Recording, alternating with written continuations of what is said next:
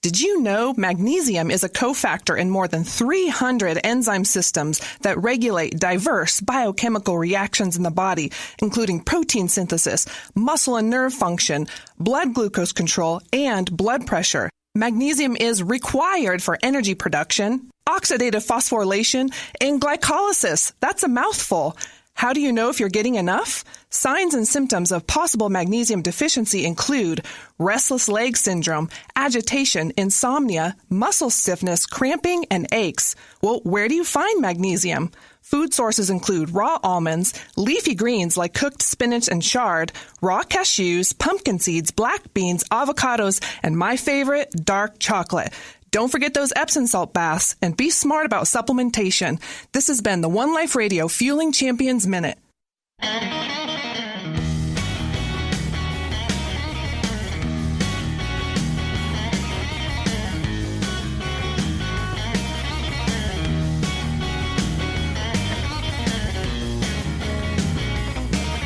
Welcome back to One Life Radio. This is Bernadette with Lexi Brinkley. I've got Aviana Barrientos in studio with me and Doug Kaufmann on the line. He is the host of the popular TV show Know the Cause, and he became interested in the subject of fungus as it pertains to disease while working in the area of food allergy. Doug is the author of 9 different books that focus on fungus and ill health. You can find him at knowthecause.com. That's knowthecause.com. Doug, how are you doing today? I am doing great, Bernadette. How are you? I'm good. I didn't sleep well last night, so I'm trying to get my energy up. But it's a fungus. I know it's a fungus. You think it's a fungus? I don't know. How do I know if it's the fungus, Doug?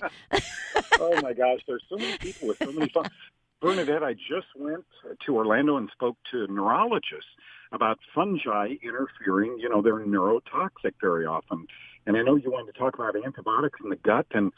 Antibiotics we discovered in 1945 were neurotoxic to the body. So they're not horrible pills. Sometimes you need them and they can be lifesavers. But I think 60, 70 years later, they're leaving a lot of us with lumps in our body that mimic cancer, with diagnoses of Parkinson's or Alzheimer's. And, we've got to clean up the mess we started a long time ago with these things. Yeah, no, it is. And I do believe that they save lives, but I do think they're overprescribed. And they're they're given to the cattle.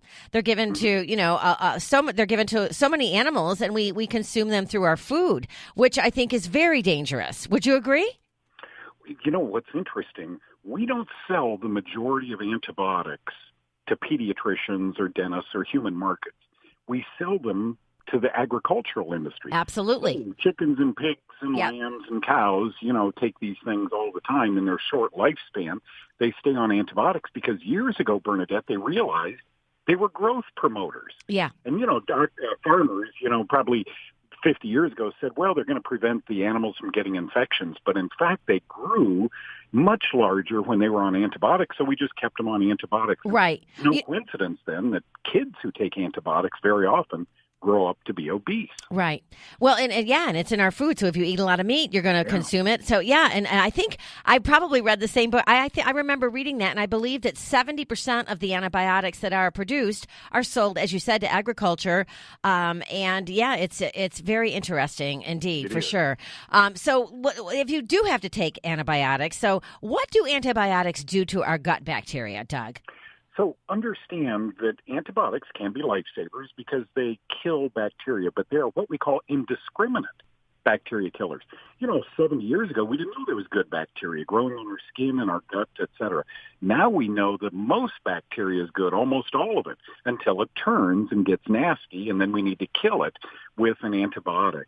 So being indiscriminate bacteria killers, wait a minute, didn't we learn 70% of our immune system is in the bacteria in our gut, and we begin swallowing these pills. A loving mom takes us to a loving pediatrician, and bang, bang, bang, we're on 3 different antibiotics. Where's the immunity in the gut for the child? Yeah. So there's a price we pay later on in life for scraping away the good bacteria in our gut. And doctors, here's the amazing thing, just in the last 10 years, they're able to say that P word, probiotic.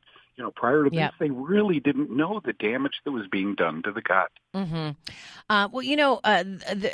And there is a time when antibiotics are necessary. Let's talk about that. What would you say that time is when they are necessary? Okay, so 50 years, I haven't had a medication. Last year, I took on 7 seminars, traveled to many different cities, all in November and December lecturing. I wanted to spread the fungal word to doctors, so I was lecturing a lot. Mm-hmm. Got home, and I'm telling you, Bernadette, you know me. I wasn't the old me. I began running a fever, sore throat, and I went to a little doc in the box for $75. You can go in, and he'll look in your ear, nose, and throat. And I said, I know what I got. I need an antibiotic. He gave me an antibiotic. And my fever was broken. And within a couple of days, I started to feel better. These things can be lifesavers, but we must use them judiciously because our doctors, as you so eloquently said in the opening of the show, our doctors aren't. Many organizations in medicine are now saying, we have over-antibiotic Americans. The 5 leading causes of death are cancer, are directly linked to increase of taking antibiotics. So we must be careful because rarely are our doctors. Yeah, it's a big topic. It is, and I couldn't disclose the story of how allergic I am to antibiotics, but it's bad, Doug. I can't even get the sweat of someone that's on antibiotics on my body, or I will go into anaphylactic shock. That's how severely allergic I am to them. And I used to pop them. When you're working, when you're young, and you're like, before we knew, you're like, I got a cold. I can't be down for a couple of days. I got 3 jobs here.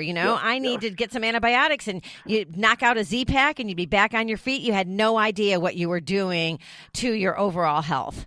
By the way, did you just read, Bernadette, that the Z-Pack and cephalosporin are antibiotics that increase our risk of heart disease and death? Oh, wow. It's every day you're reading about, and everybody threw a Z-Pack down, right? I had a son that toured in a tour bus playing music, and every week he'd be on a Z-Pack, and I kept saying, no, and he's fine.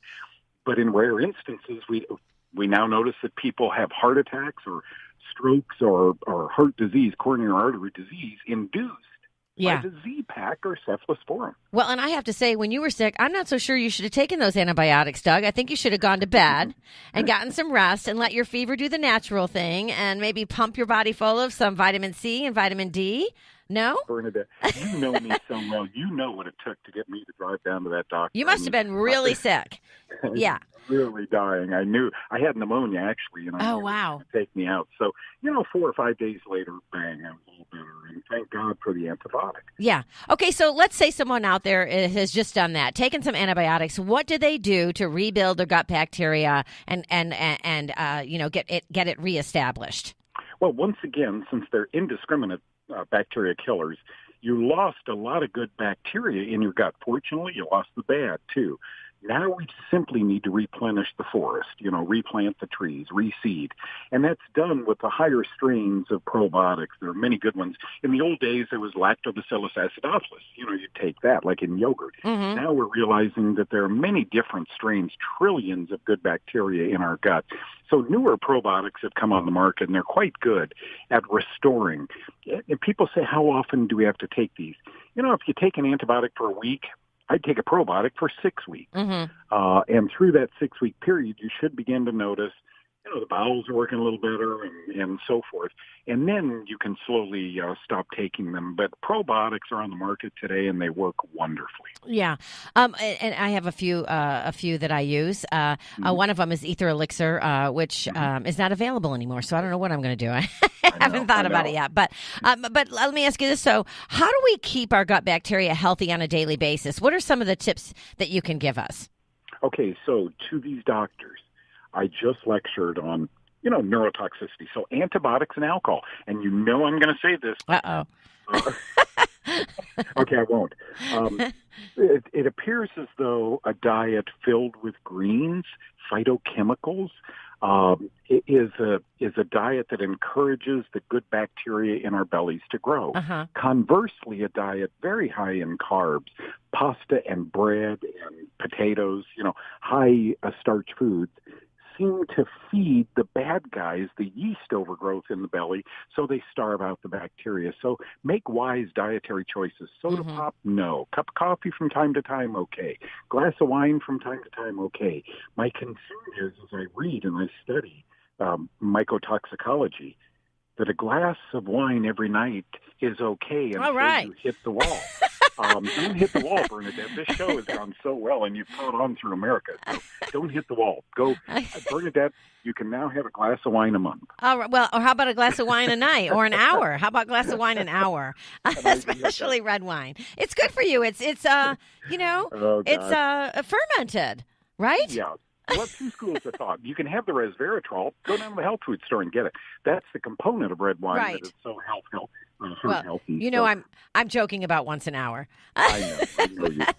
Okay, so we're talking about alcohol. A lot of times people don't keep themselves hydrated enough. Right? Yeah. Especially after we just said coffee and alcohol. They can dehydrate you. People aren't in tune with getting up in the morning and drinking 16 ounces of water, but what a great way to start a day. And then with lunch, I'm an old guy. I've been through all my lunch drinks and so forth. Soda pop when I was a kid, beer later on.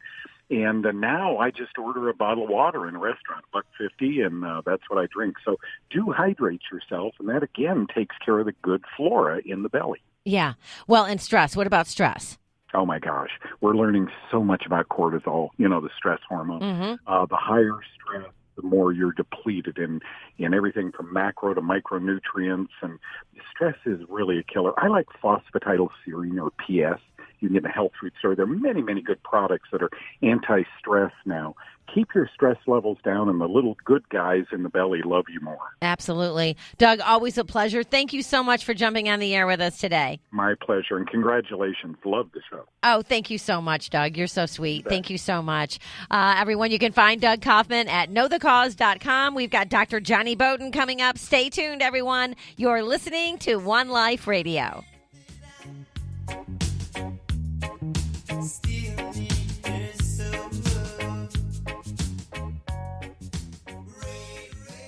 Hi, I'm Charlize Theron with People for the Ethical Treatment of Animals. Almost all the puppies for sale at your local mall were churned out by breeding facilities called puppy mills. Constant confinement drives the dogs mad. They are impregnated continually until they can no longer produce a litter.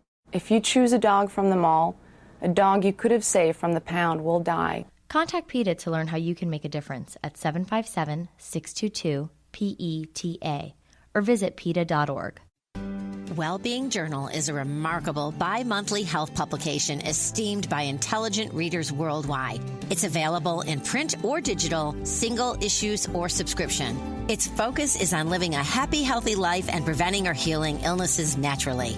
Preventing or healing cancer, arthritis, cardiovascular conditions, and digestive issues, as well as nutritional solutions for optimal health are regular subjects. Learn more at wellbeingjournal.com. Hi, this is Vaughn Eaglin. As a licensed professional counselor and supervisor, I spend my career helping people cope with emotional problems. But today, I want to talk to you about nutrition. People ask me all the time for nutrition and weight loss advice, and I always find myself recommending a raw vegan protein, a food supplement called Warrior Blend by Sun Warrior. I wasn't always active and fit. In fact, I was very overweight as a child, and as a counselor, I must emphasize the importance of the mind-body connection. A clean body helps with a clean mind. Start today with Sun Warrior Blend Raw Vegan Protein. For more information, go to sunwarrior.com and start living clean today. Hi, everyone. It's Bernadette. Everyone knows that I'm a strong believer in the numerous health benefits of cannabinoids and CBD oils. As with any supplement, I always do my research and my homework to find the highest quality product on the market.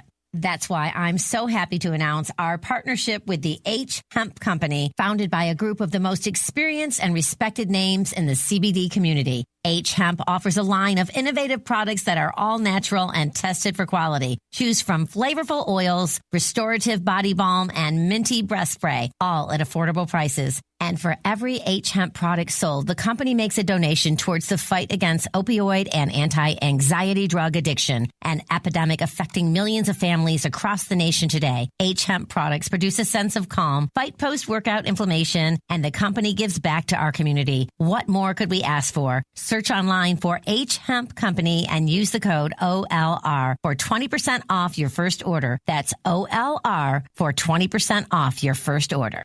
Hi, I'm Bob Barker. This is my friend Benny. Before you buy cosmetics, personal care, or household products, you be sure they have not been tested on animals.